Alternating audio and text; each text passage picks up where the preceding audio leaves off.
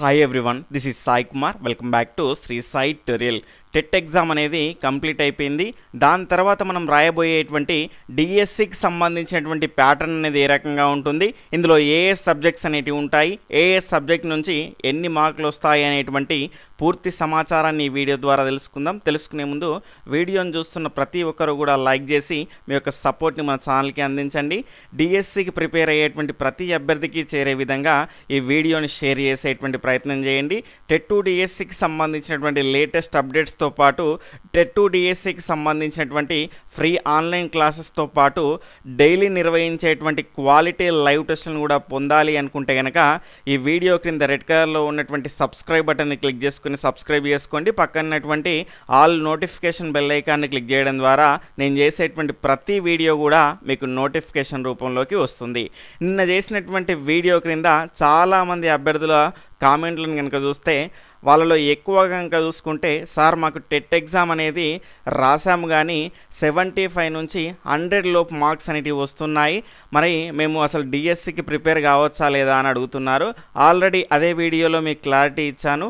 టెట్లో 7.5 మార్కులు వస్తే డిఎస్సిలో 1 మార్క్ వచ్చినట్టు. అంటే మనకి ఇక్కడ చూసుకుంటే డిఎస్సిలో మీరు 2 ప్రశ్నలకు ఆన్సర్ చేస్తే టెట్లో 7.5 ప్రశ్నలకు ఆన్సర్ చేసినట్టే. కాబట్టి 75 నుంచి 100 మధ్యలో మీరు స్కోర్ చేసినటువంటి వాళ్ళు కూడా ఖచ్చితంగా డిఎస్సికి ప్రిపేర్ కావాల్సినటువంటి అవసరం అనేది ఉంటుంది. మీరు తక్కువ మార్కులు వచ్చాయి కదా అని ఇబ్బంది పడాల్సినటువంటి అవసరం లేదు. ఎందుకు అంటే 75 నుంచి 100 వరకు, అదేవిధంగా 100 నుంచి 120 ఎబో వరకు, ఈ రకంగా మనం 2 కేటగిరీలని కనుక తీసుకుంటే వాళ్లకు వీళ్లకు డిఫరెన్స్ ఎంత అంటే ఒక 4 నుంచి 6 మార్కులు. అంటే మీరు డిఎస్సిలో కనుక చూసుకుంటే ఒక 10 నుంచి 12 క్వశ్చన్లు మీరు ఎక్కువ ఆన్సర్ చేయగలగాలి. అంటే ఇప్పుడు తక్కువ మార్కులు వచ్చినటువంటి వాళ్ళు కసిగా చదివేసి ఖచ్చితంగా మీరు ఎక్కువ స్కోర్ తెచ్చుకోగలిగితే డిఎస్సిలో ఖచ్చితంగా మీకు జాబ్ అనేది వస్తుంది. కాబట్టి అలాంటి అపోహలన్నీ పెట్టుకోకుండా క్వాలిఫై అయినటువంటి ప్రతి ఒక్కరు కూడా డిఎస్సికి ప్రిపేర్ అయ్యేటువంటి ప్రయత్నం చేయండి.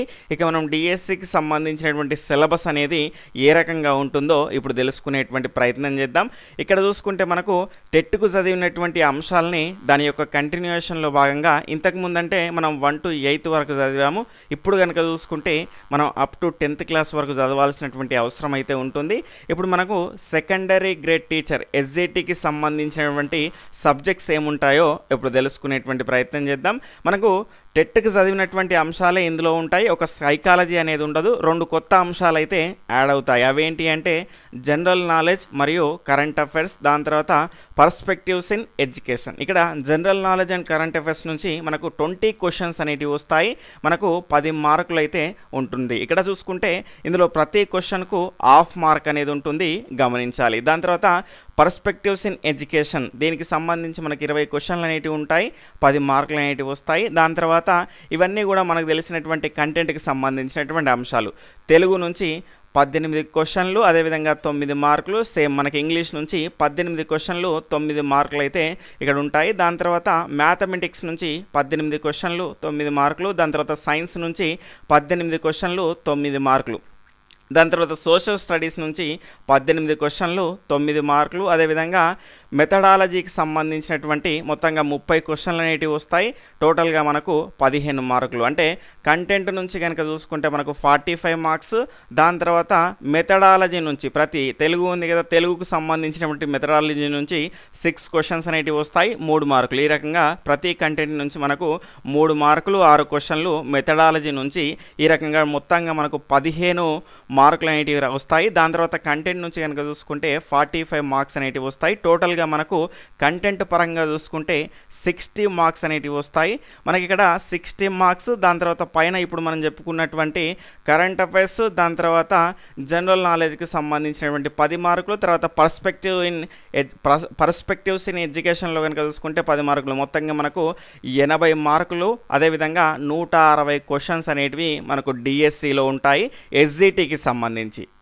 ఇక్కడ మనకు కొత్తగా వచ్చినటువంటి అంశాలను కనుక చూసుకుంటే జీకే మరియు కరెంట్ అఫైర్స్, దాంతోపాటు పర్స్పెక్టివ్స్ ఇన్ ఎడ్యుకేషన్ అనేది మనకి ఇక్కడ 2 అంశాలు కొత్తగా రావడం జరిగింది. ఇక్కడ చూసుకుంటే పర్స్పెక్టివ్స్ ఇన్ ఎడ్యుకేషన్ అనేది మనం డిఎడ్లో తర్వాత బిఎడ్లో చదువుకున్నటువంటి అంశాలు ఉంటాయి కదా, డిఎడ్ వాళ్ళైతే డిఎడ్ వాళ్ళు, బిఎడ్ వాళ్ళైతే బిఎడ్ వాళ్ళు, విద్యకు సంబంధించినటువంటి అంశాలన్నింటినీ కలిపి ఈ విద్యా దృక్పథాలు అనేటువంటి ఈ సిలబస్లో భాగంగా మనకి ఈ రకంగా ఇవ్వడం జరిగింది. దాని తర్వాత మీరు జనరల్ నాలెడ్జ్, దాని తర్వాత కరెంట్ అఫైర్స్ కనుక చూసుకుంటే డైలీ ఇప్పటి నుంచో ఇక టెట్ అయిపోయింది అని రిలాక్స్ కాకుండా కంటిన్యూషన్లో భాగంగా డైలీ మీరు పేపర్ చూస్తూ లేదంటే మీకు ఉన్నటువంటి సోర్సెస్ ద్వారా చూసేసుకొని కరెంట్ అఫైర్స్ కానీ దాని తర్వాత జీకే కానీ ఖచ్చితంగా మీరు ఒక మన నోట్స్ అనేది మెయింటెనెన్స్ చేసుకునేటువంటి ప్రయత్నం చేయండి. ఒకప్పటిలాగా ఇప్పుడు మనకు స్టాక్ జీకే అనేది అడగట్లేదు. ఎవరెస్ట్ ఎంతెంత, ఎవరెస్ట్ని మొట్టమొదటిసారి ఎక్కింది ఎవరు, ఈ రకమైనటువంటి క్వశ్చన్స్ అనేటివి రావట్లేదు. అంటే ఎవరెస్ట్కి సంబంధించినటువంటి ఏవైనా అప్డేట్స్ ఈ మధ్యలో ఉన్నాయా, ఆ రకంగా లింకప్ చేసేసి మనకు జీకే పైన క్వశ్చన్స్ అనేటివి కరెంట్ అఫైర్స్తో లింక్ చేసేసి మనకు క్వశ్చన్స్ అనేటివి వస్తున్నాయి. కాబట్టి మీరు ఆ రకంగా ప్రిపేర్ అయ్యేటువంటి ప్రయత్నం చేయండి. దాని తర్వాత పర్స్పెక్టివ్స్ ఇన్ ఎడ్యుకేషన్ వచ్చేసి గతంలో ఎగ్జామ్ రాసినటువంటి వాళ్ళు ఎవరైనా ఉంటే కనుక ఒకవేళ అందులో నుంచి మీకు అన్ని అంశాలు కవర్ అయ్యాయి అనిపిస్తే అదే కంటిన్యూ చేయండి. దాని తర్వాత ఒకవేళ ఇప్పుడు ఏమన్నా జరిగినటువంటి అప్డేట్స్ ప్రకారం ఏమైనా కొత్తగా మార్కెట్లోకి వస్తే కనుక ఖచ్చితంగా నేను దానికి సంబంధించినటువంటి మెటీరియల్ మీకు సజెస్ట్ చేసేటువంటి ప్రయత్నం చేస్తాను. దాని తర్వాత మనకు తెలుగు కనుక చూసుకుంటే 1 to 10th క్లాస్ వరకు చదవాలి. ఇంతకుముందు మనము 8th క్లాస్ వరకు చదివాము. ఈ మిగిలినటువంటి ఇంగ్లీష్ కానీ దాని తర్వాత మ్యాథమెటిక్స్ కానీ ఇక్కడ చూసుకుంటే ఇంకా ముఖ్యమైనటువంటి అంశం ఏంటంటే ఇంతకుముందు మనము టెట్కి ఈవీఎస్గా చదువుకున్నాము. అంటే అక్కడ మనకు ఎక్కువ సిలబస్ అనేది ఉండింది, తక్కువ మార్కులు అనేటివి ఉన్నాయి. కాబట్టి ఇక్కడ చూసుకుంటే దేనికి దానికి సపరేట్గా అయింది. కాబట్టి సైన్స్కి సైన్స్, దాని తర్వాత సోషల్ స్టడీస్కి సోషల్ స్టడీస్, రెండింటికి మనకు సపరేట్గా మార్కులు అనేటివి కేటాయించారు. కాబట్టి ఇక్కడ కొంత వెసులుబాటు అయితే మనకు కల్పించడం జరిగింది. కొంత ఇంట్రెస్ట్గా మనం చదువుతాం, ఎందుకంటే దానికి సపరేట్ మార్కులు దానికి ఉన్నాయి, దీనికి సపరేట్గా మార్కులు అయితే దీనికి ఉన్నాయి. అలా అని ఈజీ అయితే అనట్లేదు నేను, ఎందుకంటే ఇక్కడ సైన్స్లో కనుక చూసుకుంటే బయాలజీ ఉంటుంది, ఫిజిక్స్ ఉంటుంది, కెమిస్ట్రీ ఉంటుంది. ఇక్కడ సోషల్లో మీకైతే తెలిసిందే జాగ్రఫీ ఉంటుంది, హిస్టరీ ఉంటుంది, పాలిటీ ఉంటుంది, సివిక్స్ ఉంటుంది, ఈ రకంగా ఉంటాయి. కానీ ఏవైనా కూడా అప్ టు 10th క్లాస్ వరకు అయితే సరిపోతుంది.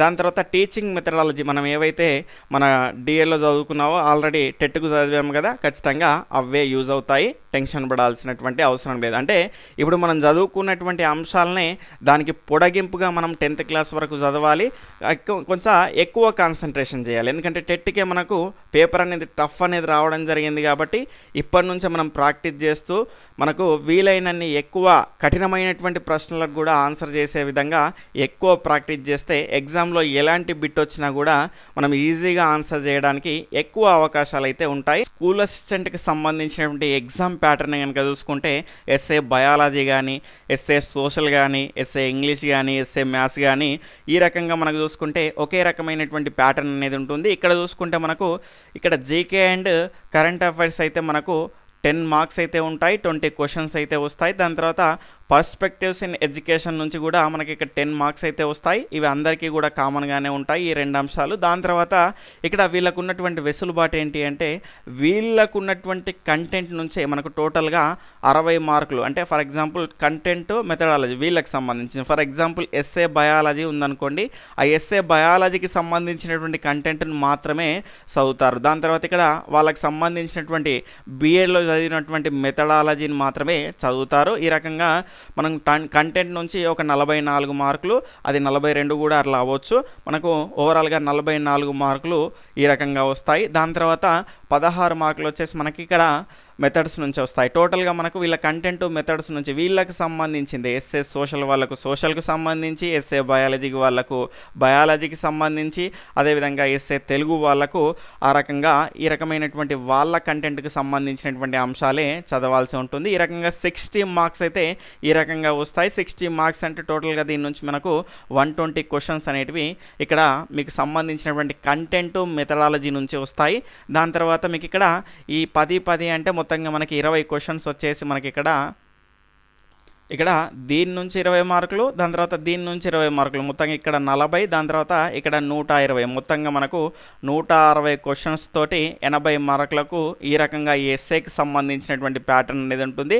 ఇక్కడ లాంగ్వేజ్ పండితులకు కూడా చూసుకుంటే మనకి ఇక్కడ కంటెంట్లో భాగంగా కనుక చూసుకుంటే లాంగ్వేజ్ పండితులకు వచ్చేసి మనకి ఇక్కడ ఎస్ఏ ఫర్ ఎగ్జాంపుల్ తెలుగు పండిత్ అయ్యారనుకోండి, ఆ తెలుగు పండితులకు ఎస్ఏ తెలుగు లాగానే ఉంటుంది, కానీ కంటెంట్లో కనుక చూసుకుంటే వాళ్ళకు సాహిత్యానికి సంబంధించినటువంటి అంశాలు అయితే రావడం జరుగుతుంది. కాబట్టి లాంగ్వేజ్ పండితులకు ఈ రకమైనటువంటి అంశాలు అయితే ఉంటాయి. ఈ రకంగా మీకు డిఎస్సికి సంబంధించినటువంటి ప్యాటర్న్ అయితే ఉంటుంది. ఇక్కడ నేను ఒకటే చెప్తున్నాను, తక్కువ మార్కులు వచ్చాయని మీరు ఇబ్బంది పడాల్సినటువంటి అవసరం లేదు.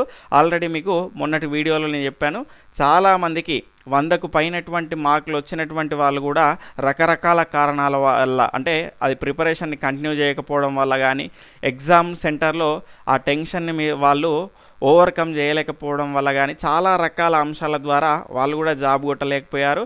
ఇక్కడ ఈ టెట్లో తక్కువ మార్కులు వచ్చినటువంటి వాళ్ళు, ఇబ్బంది పడ్డ వాళ్ళు ఓవర్కమ్ అయ్యేసి, అంటే కసిగా చదివేసి ఇక్కడ జరిగినటువంటి లోపాలన్నింటినీ సరిదిద్దుకొని డిఎస్సిలో జాబ్ కొట్టినటువంటి వాళ్ళు ఈ 75 నుంచి 100 మార్కులు వచ్చినటువంటి వాళ్ళు కూడా చాలా ఉన్నారు. కాబట్టి అన్ని రకాల అవకాశాలు అనేవి ఉన్నాయి. కాబట్టి ఇక్కడ క్వాలిఫై అయినటువంటి ప్రతి అభ్యర్థికి కూడా డిఎస్సికి ప్రిపేర్ అయ్యేటువంటి అవకాశం అనేది ఉంటుంది. మాకు తక్కువ మార్కులు వచ్చాయి కదా, జాబ్ వస్తుందో లేదో అని మీరు ప్రిపేర్ అవ్వకుండా అస్సలు ఉండకండి. మీకు ఇక్కడ పాసిబిలిటీస్ అనేటివి నేను చెప్పడం జరిగింది. ఇందులో 7.5 మార్కులు వస్తే అందులో 1 మార్క్ వస్తే సమానం. కాబట్టి మీరు దానిపైన కాన్సన్ట్రేషన్ చేసే ప్రయత్నం చేయండి. ఇంకా పూర్తి క్లారిటీతో మీకు వీడియోస్ అయితే వస్తూనే ఉంటాయి. చాలామంది సీటెట్కి సంబంధించి, దాని తర్వాత టెట్కి సంబంధించి క్లారిటీ అనేది అడుగుతున్నారు, వెయిటేజ్ అనేది ఇస్తారా లేదా. ఒకవేళ క్వాలిఫై కానటువంటి అభ్యర్థులు సీటెట్ పైన కూడా కాన్సన్ట్రేషన్ చేసేటువంటి ప్రయత్నం చేయండి. ఈ ఎండింగ్ వరకు, జూలై వరకు. చాలామంది మన తెలంగాణ టెట్టే మళ్ళీ ఉంటుంది అంటున్నారు, అది నిజమేనా సార్ అంటున్నారు. ఉండే అవకాశాలు అయితే ఉన్నాయి, కానీ ఉంటుందని మనం ఖచ్చితంగా చెప్పలేం. కాబట్టి ఫస్ట్ అయితే మనకు ఖచ్చితంగా జూలై వరకు సీటెట్కి సంబంధించిన నోటిఫికేషన్ అయితే ఖచ్చితంగా వస్తుంది. మీరు దానిపైన ఎవరైతే క్వాలిఫై అవ్వలేను అనుకుంటున్నారో మీరు దానిపైన ఫోకస్ చేసేటువంటి ప్రయత్నం చేయండి. ఓకే ఫ్రెండ్స్, ఈ వీడియో మీకు నచ్చినట్లయితే తప్పకుండా మీ మిత్రులకు కూడా షేర్ చేసి మీ యొక్క సపోర్ట్ని మన ఛానల్కి అందించండి. బాయ్, టేక్ కేర్, జై హింద్.